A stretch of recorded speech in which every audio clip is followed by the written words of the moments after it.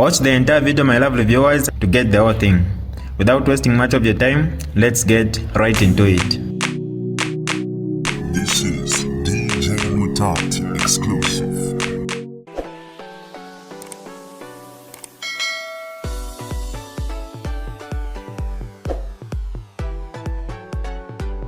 Hi lovely viewers, it's me again, your one and only Mutati Mpundu. Welcome to my YouTube channel. If this is your first time on my channel, kindly subscribe to my YouTube channel by hitting the subscribe button down below.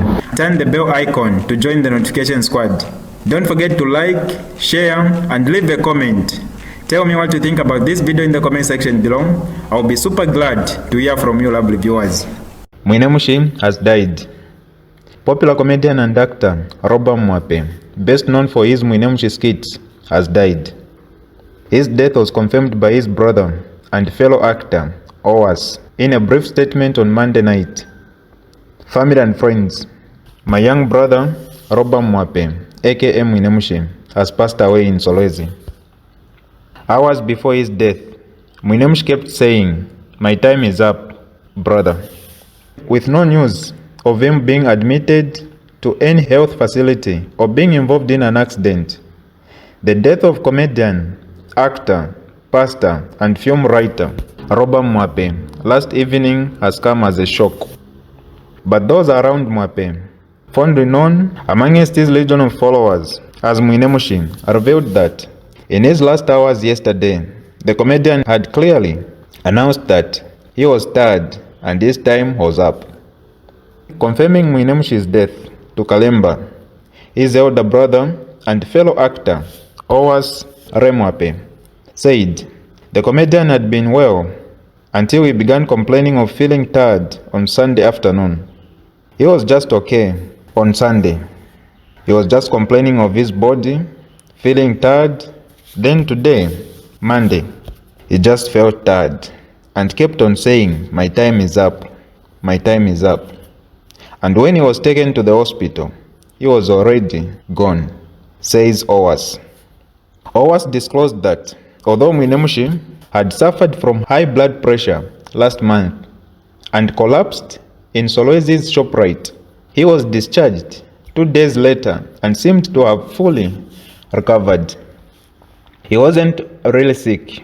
It was only last month that his BP was high, so he fell down in ShopRite, Solwezi. But then 2 days later, he was even discharged. So we have even been speaking, he revealed. Describing his young brother, Owas called him the most gifted person he had ever met in his entire life. Mwine was the most talented person I have ever encountered in my life. Yes, I introduced him to showbiz, but he was so dynamic. He could write, act, direct, everything. All that social commentary in Mwine Mushi, he wrote it. I think he wrote over 4,000 scripts, said Owas. The veteran actor and filmmaker recalled introducing his immediate young brother to acting when Mwine Mushi was just in grade 10 at Kasempa Secondary School in Northwestern Province. From there, the deceased wrote for Kabanana before moving on to movie TV, where he created the beloved Mwine Mushi character and later produced several films. He said by virtue of Mwine Mushi having a family and his own church called Mwine Mushi Ministries in Solwezi, his funeral will be held in Northwestern Province. The deceased, who died at the age of 51 in Solwezi Central Hospital, leaves behind a wife, 5 children, 2 grandchildren, and 5 siblings, comprising 3 brothers and 2 sisters.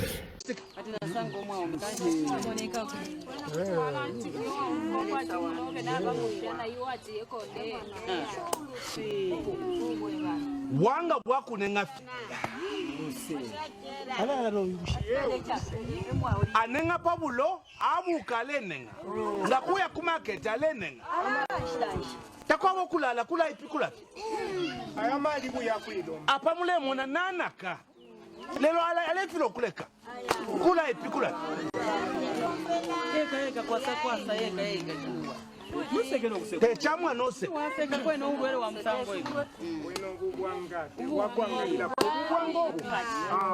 Kasaka alili amatebeto 6.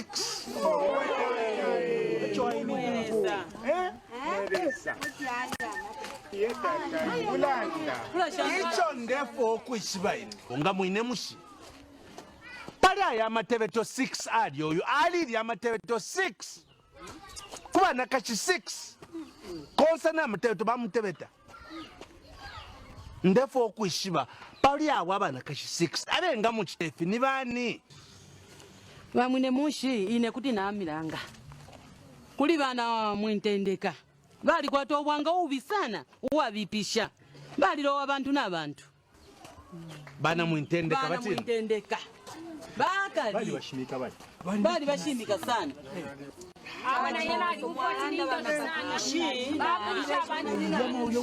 Ichongo pachite chamilani.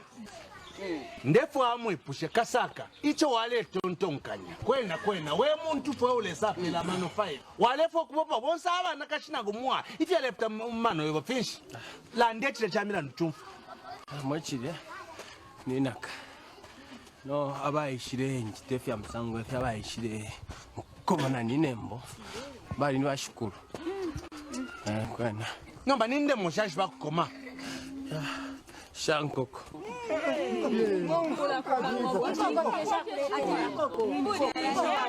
Here, and here.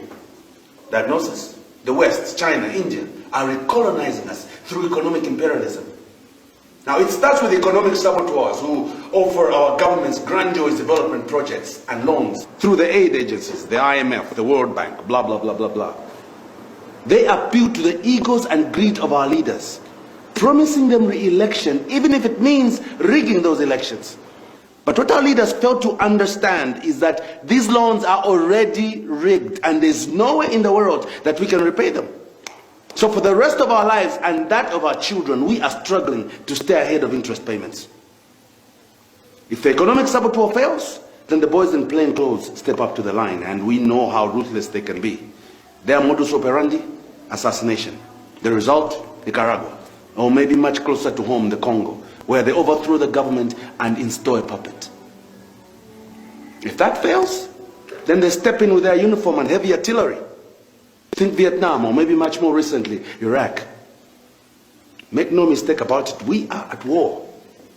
But this is not a war that is fought with guns or nuclear weapons. China just exports cheap laborers into our country, and they kill our people with their mediocre safety standards.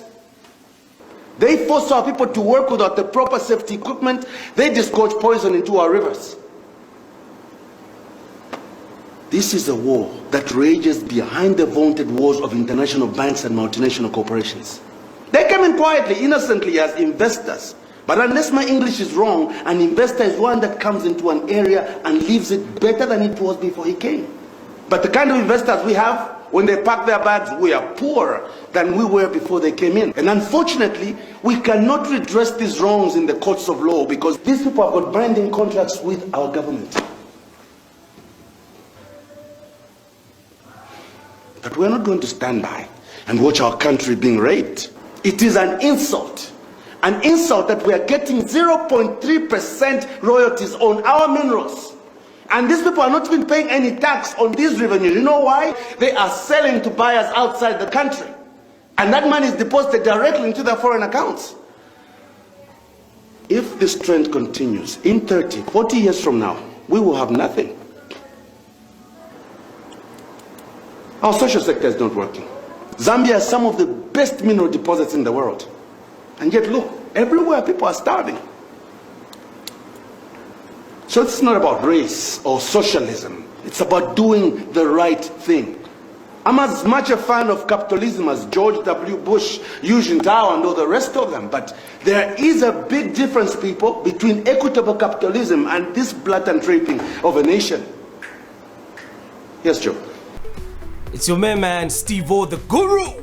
Mama onani yama na nana na drama yan drama na kana kujama na mama na mwana kuseni masana ni aiwe chani chani. Right about now, there's something hot happening in the city, in the country, known as My Zambian Dream. And I want you to hop on this. Basically, it's just a matter of entering and dialing *384*1#. When you dial that, you are in the game. It's only 10 kwacha.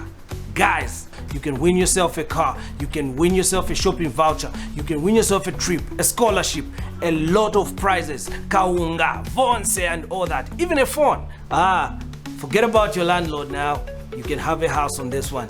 You see? So guys, hop up on this. Make sure you dial *384*1#. Nilipa Mpundu.